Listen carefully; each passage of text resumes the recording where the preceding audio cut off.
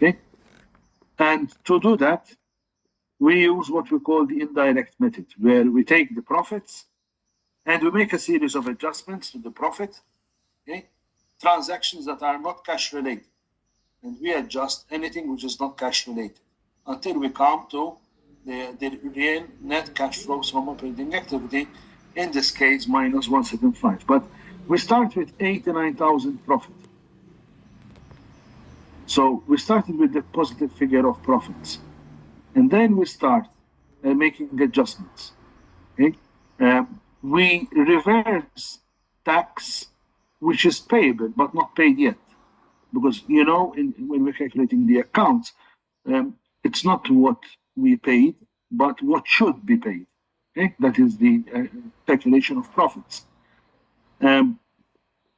So we reverse the 41,000, so we add them back. Okay? Because in this 89,000, we had already deducted this 41, so now we have to add it back. We had deducted already 17,500, which we promised our shareholders that we're going to give dividends, but we haven't paid them yet. So they are still money in our bank account. So we have to add them back. And transfer to general reserves. We said that we're going to put a reserve of 20,000, but we haven't put it in yet.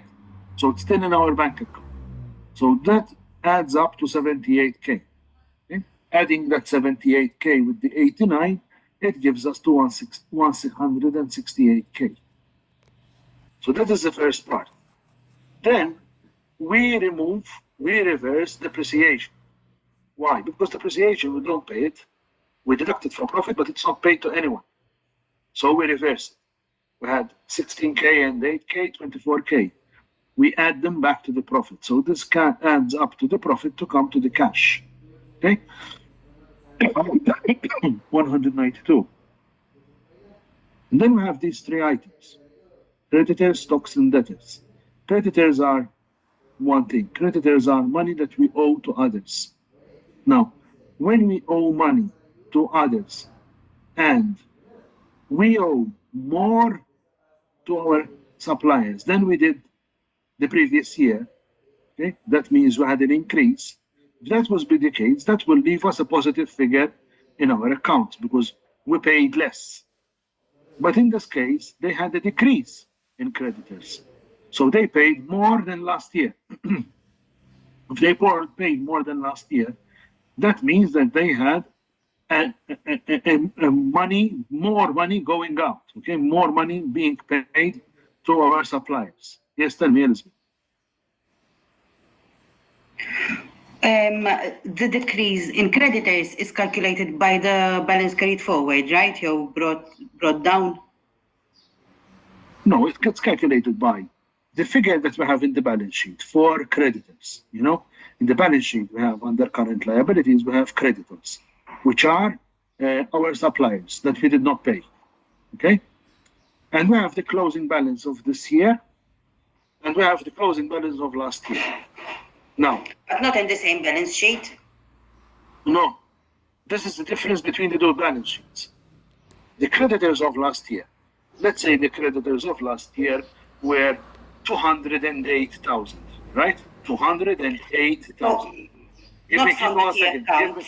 Give me a second. 1 second. No, not from the T account, from the balance sheet, I'm saying. Okay? Now, we are looking at the balance sheet. And I'm looking at the balance sheet of last year. And the balance sheet of last year had a closing balance of creditors of 108K.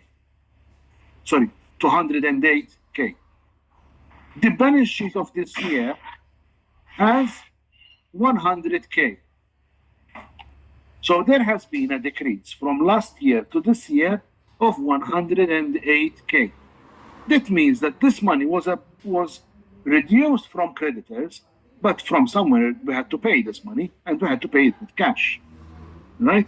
So if I end up the year from last year to this year, I end up with less money owed to my creditors, less money owed to my suppliers. That means that I am worse off than last year, worse off, not better off, worse off. I would be better off if I had an increase in those people that I owe money. If I owe more money, that is beneficial to my cash flow. But in this case, they owe less money. If they owe less money, it means that they have paid more. If you have paid more, that means you have a decrease in your cash flow, decrease in cash of 108K. Last year it was 208K. This year is 100K. 208 minus 100, it's 108. Okay? And that is the figure that we got, okay, from the balance sheet. Okay? Is that clear? And then we have stocks and debtors and work in progress, which is, as I explained, is also stock. Stocks and debtors, they are the opposite of creditors. Why? Because if I have more stock, if I had an increase in stock, okay, that means that I am not being efficient. That means that money is going to be drawn out of my bank account to pay for the stock. I need to pay it, right? So if I have more stock, that means I paid more. If I have more debtors, that means that there are more people that owe me money. So that is also drawing money out of my bank. So if these figures are increasing, they are a bad situation for me. If stocks and debtors are increasing, they are a bad situation for me. If the opposite, if they are both or one of them is decreasing, I have less stock, I have less people that owe me money, that will be a good point for my cash flow. I'm not looking at any other argument about this from the point of view of cash flow. You might tell me, but it's not good because you cannot sell. No, okay, good. But that is another argument. The argument that we're looking at here is if I have an increase in stock, if I stock more, that is absorbing more of my cash flow. I am owed more money by my clients than last year, always more than last year, okay? And 192 minus 338 is minus 146, and minus tax that was actually paid, not was supposed to be paid, but what actually was paid, and that gives me a net cash from operating activity of minus 175. Is this better so far? Is investment activities, and as we said, investment activities are those activities that relate to the purchase of equipment, plant, okay, and you have those there, minus 15, minus 29, minus 24, minus 65, which is money that we use to invest in another company, and then we have money that came in from the disposal of, we sold a car, or whatever it is. We sold one at 13K, and we bought a replacement at 24, if you see it there, right? But this is a plus, and these are the negatives. And again, minus 120, so minus 175 minus 120 is minus 295. And then we have financing activities, which are loans and shareholders. Shareholders here, they gave us another 50,000 as an investment, and we got another loan of 150K, and we paid the dividends 21K, okay, to the shareholders. 150 minus 21 is plus 179, minus 295 plus 179 is minus 116. Minus 116 is the net for this year from beginning. If we started with zero at the beginning of the year, we will be minus 116 at the end of the year. But thank God we started with 118. So 118 minus 116, it gives me 2.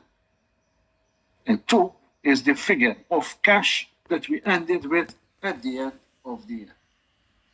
Okay? So as a company, we ended up with 2K in our bank account. Now, better? Did you understand it better?